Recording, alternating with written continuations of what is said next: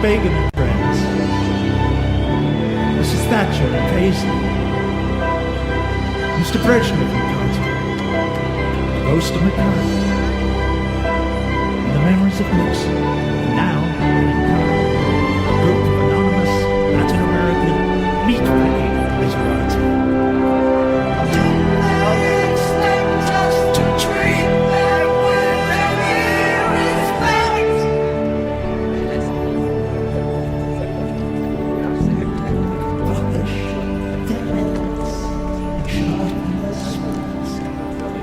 Paolo, dov'è Paolo? Eccolo lì. Paolo. Okay. Good morning, dear Lieutenant Rosemary. I'm glad to tell you that when I do a speech in Italian, I never read because I talk with my heart. And who talks with the heart doesn't need to make before the words to say. But now, having to speak in English, I am afraid to lose some words, and this is what I have written for you. It is a great honor for me to be here today, and I want to thank my friend Luigi Settimi and Paolo Farinosi for the invitation. They are very dear friends that are very close to me with their great association that are close with my association of Bersaglieri.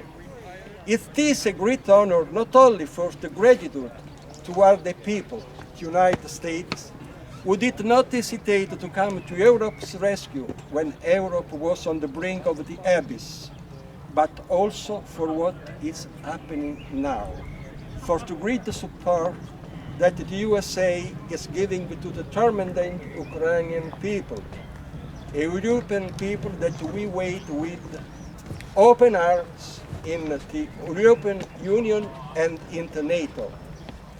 Who is speaking before being a soldier is a historical analyst and the leader of a cultural association called Europa Nazione, an association of people working for the birth of the United States of Europe, just emulating the institutional structure of the United States of America.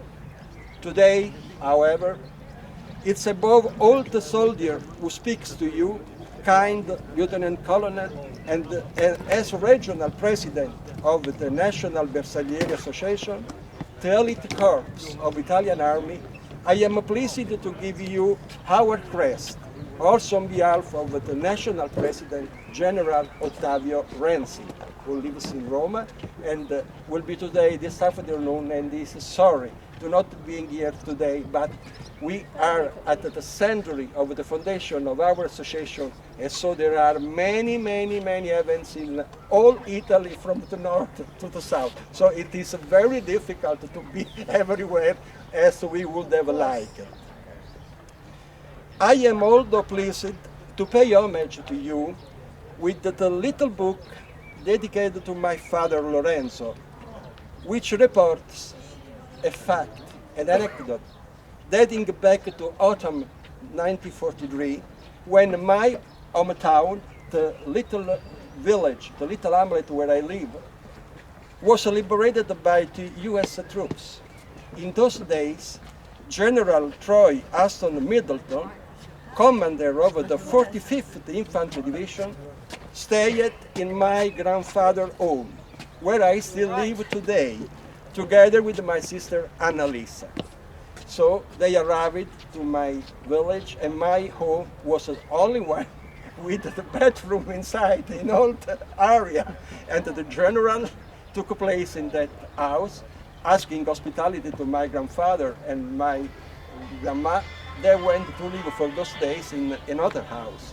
And my father was arriving from Salerno after the 8th of September. He arrived after 1 month. And he entered the door and he saw something changing. He understood that the American was arrived there. So it was a very emotional thing that I keep in my memory, because I sleep in the room where the General Middleton slept in that time. Here we are in a place where, rest in peace, so many heroes who fell to defend the freedom of the peoples, and I want to thank you once again for to honor conference with me, asking you to bring to the USA the memory of an Italian soldier who represents the part of the population that strongly believes in the sacred value that characterize the west of the world and hopes to see them increasingly stronger and respected by all. I greet you, therefore, paraphrasing the symbolic words written by a great novelist and put in the mouth of the aspiring king, albeit in literary fiction, which embodies the noblest values of the West. Hold your ground, sons of Gondor, of Rohan, my brothers. I see in your eyes the same fear that will take the earth of me.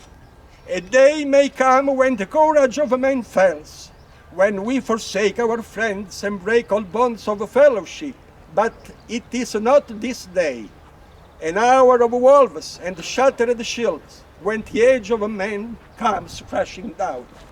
But it is not this day. This day we fight.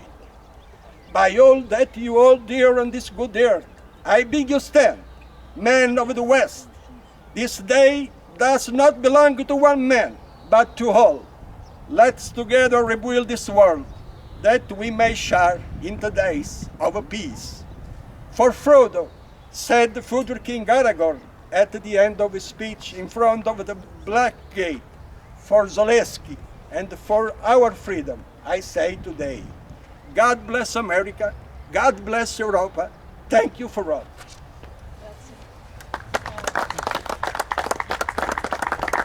This is our crest, the crest of the Association Nazionale Bersaglieri, and I give this crest to the lieutenant at the name of my president, Generale Ottavio Renzi. And this is the book who talks about the life of my father. My father was a great soldier, so Italian soldiers. And at the page 20, there is the General Middleton, who lived in my house. And I am proud to give you this little book. Thank you again to be here, and I am very honored to have met you. Thank you so much. Grazie. Grazie a te, grazie. Grazie Paolo. Thank you so much. You're welcome. From Allied Joint Forces Command Naples, and yes, the U.S. NSC enabled this trip today for us, the National Service Element, and we will bring this back and present this proudly. Thank you very much. Thank It's a you big so honor much. to have met you, and I hope you enjoy to visit now in a time of peace this place where many years ago we Italian people who live here spent days very terrifying. And let's hope that with your help Europe could become again a country of peace. We maintain a freedom. For And we Europe, maintain, yes, we hope that this happens, that these last 2 years have been for us very sad. And they are continuing to be sad, because maybe, I am sorry to say that, we are not doing what is necessary to do to stop the war in Ukraine. Let's hope things may change with the good heart, with the good sensibility of the man, of the government of the West. Thank you again. Prego. Grazie. Paolo Farinosi, presidente della prestigiosa associazione del 51esimo allievi ufficiali bersaglieri che si immolarono sulle alture di Montelungo come neonato esercito italiano dopo la disfatta, dopo lo sfaldamento dell'8 settembre, e crearono le basi per ricostruire quello che poi è diventato uno dei più importanti eserciti del mondo, grazie anche al corpo dei bersaglieri, che sono un corpo speciale che non ha uguali nel mondo, imitati sempre, eguagliati mai. E lì non è un rappresentante assolutamente degno. Grazie. Ci troviamo al cimitero inglese, del Commonwealth chiaramente. Commonwealth Cemetery. La cosa incredibile dei luoghi dove sono sepolti i soldati del Commonwealth è che sono sempre aperti di giorno e di notte in ogni posto nel mondo. The incredible thing about these places where the soldiers of the Commonwealth were buried is that they're open to the public even at night, always. In qualsiasi ora del giorno e della notte una persona può venire a onorare e ricordare i caduti o il proprio personale familiare che è caduto in battaglia. And every hour of night and day, person can come here and honor their beloved. Ogni volta che vengo qua io ne ricordo in particolare 4 mi sono rimasti, diciamo, abbastanza, che mi hanno colpito. Every time I come here, I always remember 4 of them that really struck to my heart. Sono 4 soldati indiani There are 4 Indian soldiers, di cui dirò i nomi e poi alla fine dirò l'età. I will now say their names and then their age. Sono sepolti qui. They are buried here. Bostan Khan, Boston Khan, Partubha Shiring Lama, Tek Bahadur Rai e Kala Singh e Muzammal Din. La caratteristica che avevano questi soldati, so the thing that they had in common, morti qui a Cassino, died here in Casino, è che avevano 16 anni. is that they had 16 years old. They were 16 years old. E poi un'altra persona sepolta in questo cimitero, è una storia molto particolare che abbiamo ritrovato e ve la volevamo appunto leggere perché è difficile da trovare questa storia e non si trova sui libri. Me l'ha girato un mio caro amico, è una ricerca molto particolare ed è una tomba che si trova qui, settore 14° B13, ma non è quello il problema. Nella sua tomba c'è scritto: So now we would like to share with you a little story that a friend of mine led me to that is really interesting to know, and this person is buried here as well in the sector 13. sì. E nella sua tomba c'è scritto appunto soltanto una frase, And on his grave there is written simply this phrase, which is a sailor of the Second World War.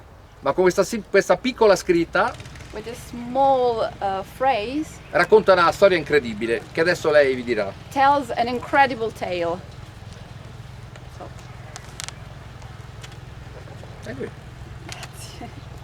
On the 9th November of 1942, northwest of Capo San Vito Siculo, in the water in proximity of Marsala, while he was in navigation towards Algeria, the Italian submarine Granito, at lead of the Lieutenant Leo Sposito, and of the crew, of the which crew was part the motorist Luigi Di Renzo, born in Fontana Liri, the 5th of July 1920.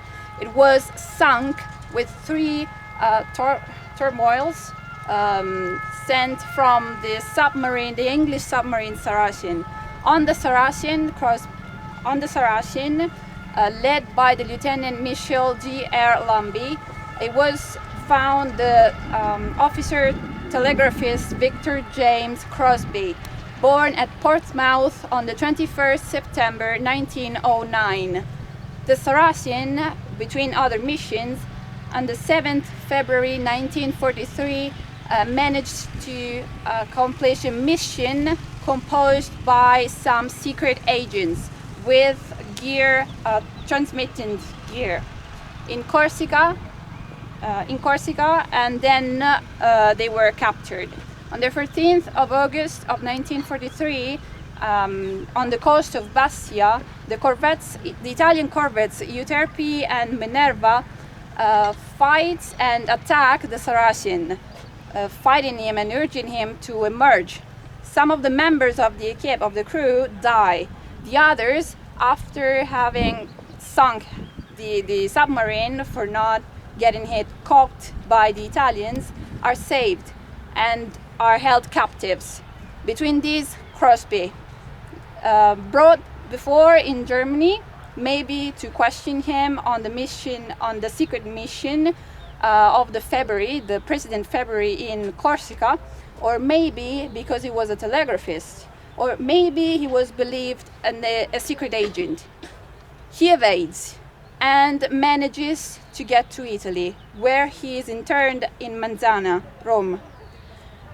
He, at the armistice on the 8th September 43, the Italian officer of the land frees the war prisoners. Crosby, which is not with the other ex-prisoners, goes alone and reaches Fontana Liri. He meets then the partisans of Fontana, and Crosby is hosted in an isolated house in the Contrada Murrone with other fugitives. In the night between the 12th and the 13th December 1943, German militaries that came to Arpino raped the zone, the area, and the Allied militaries escaped on the woods of Monte Dolce. Crosby was then shot from some Russian soldiers. So German soldiers, yeah, and dies. It seems that he was buried at the bottom of the hill by the same German soldiers.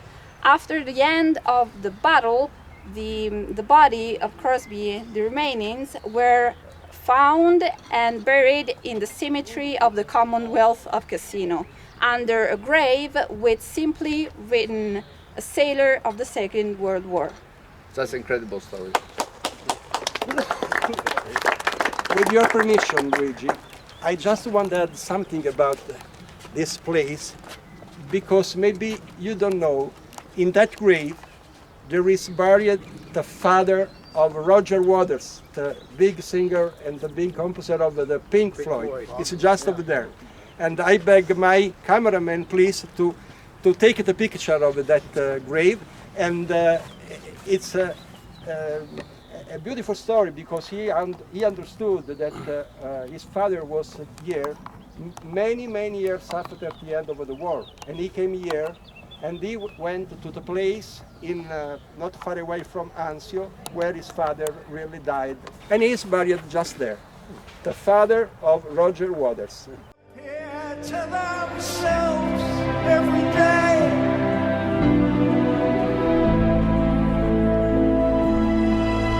Our closed circuit TV to make sure they're still real.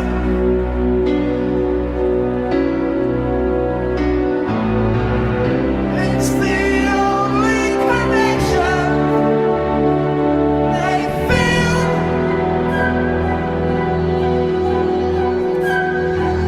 Ladies and gentlemen, please welcome Reagan and Mr. Bagan and friends, Mrs. Thatcher and Paisley, Mr. Brezhnev and Carter, the ghost of McCarthy, and the memories of Nixon, and now in Canada, a group of anonymous Latin American meatpacking literati.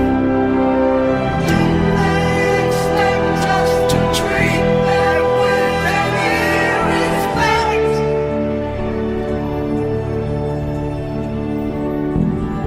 Polish their methods and sharpen their swords and abuse themselves.